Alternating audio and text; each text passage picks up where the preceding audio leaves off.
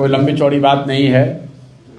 मैं Mithila student union के founding president Anoop जी और उनके साथी आदित्य जी जो उनके बाद प्रेसिडेंट रहे हैं और उनके साथ जितने साथी आज जुड़ रहे हैं सबका तहे दिल से शुक्रिया अदा कर रहा हूं। इनका जन स्वराज परिवार में, जैसा अध्यक्ष महोदय ने कहा, स्वागत, शुक्रिया। और बिहार नवनिर्माण की जो घोषणा जन स्वराज ने चुनाव के बाद करी है, तो नवनिर्माण के लिए जो जन स्वराज से पहले से जुड़े हुए लोग हैं, जो इस विचार से प्रभावित हैं, इस विचार से जुड़े हुए हैं और जो नए साथी जुड़ रहे हैं, इन सबको समायोजित करके जैसे ही सरकार का जो 6 महीने का टाइम पूरा होगा तो हम लोग बिहार की सड़कों पर उतरेंगे। और जो मुख्य बात सरकार ने कही है, हम लोगों ने कहा था 2000 रुपये पेंशन कीजिए, 1100 उन्होंने कर लिया, तो 2000 होना चाहिए। और दूसरी बात हम लोगों ने कहा था कि कम से कम बिहार से के लोगों को हर परिवार में 15 से 20 हज़ार रुपया मिले ताकि उनको पलायन न करना पड़े। सरकार ने वोट के समय में 10,000 रुपया दिया है और साथ में कहा है कि 2 लाख रुपया और आपको देंगे ताकि आप रोजी रोजगार कर सकें। तो 6 महीने का समय है। 1 जून को 31 मई को वो चीज़ खत्म हो जाएगी।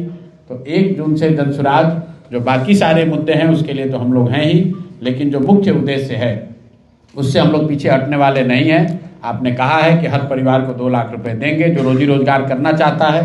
तो जन स्वराज जो अपनी ताकत है, हम लोग अभी उसी को समायोजित कर रहे हैं। जो पहले की हमारी व्यवस्था है, संगठन है, जो नए साथी जुड़ रहे हैं, सब मिलकर उस समायोजित करके एक नई व्यवस्था बनाकर 1 जून से हम लोग गांव-गांव जाएंगे, हर वार्ड में जाएंगे और जिनको भी रोजगार चाहिए, जिनको भी सरकार ने 10,000 रुपये दिया है, उसको 1,90,000 रुपये ये और दें, उसमें लोगों की मदद करेंगे।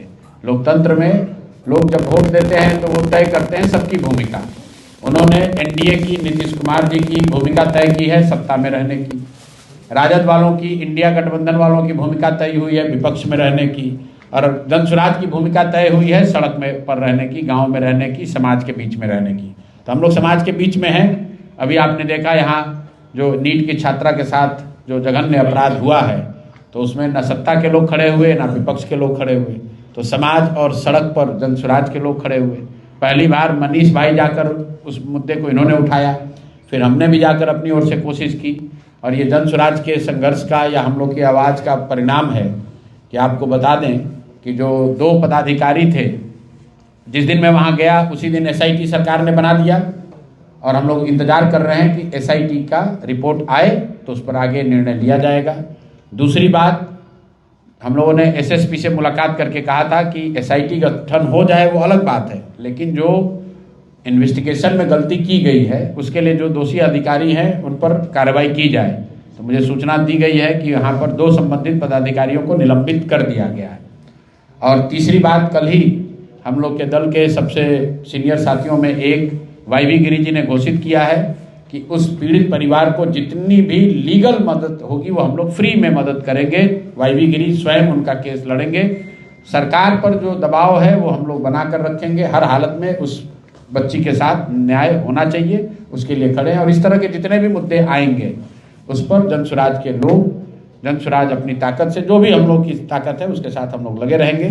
तो अनूप मैथिल जी और इनके साथी जो अभी आदित्य जी जुड़ रहे हैं और इनके और सारे साथी जुड़ रहे हैं, सबका स्वागत है। और हम लोग की कोशिश है कि जन स्वराज की समाज में, समाज के मुद्दों पर लड़ाई लड़ने की ताकत को और मजबूत किया जाए और ईमानदारी से समाज के लिए हम लोग खड़े हो सकें, उनकी मदद कर सकें, उनके साथ जहाँ अन्याय हो रहा है उसकी आवाज़ बन सकें। और इसी प्रयोजन में हम लोग आगे लगे रहेंगे। इसी में आप हमको देखेंगे। बहुत बहुत धन्यवाद। मनीष भाई को अगर कुछ बोलना है तो बोल लो।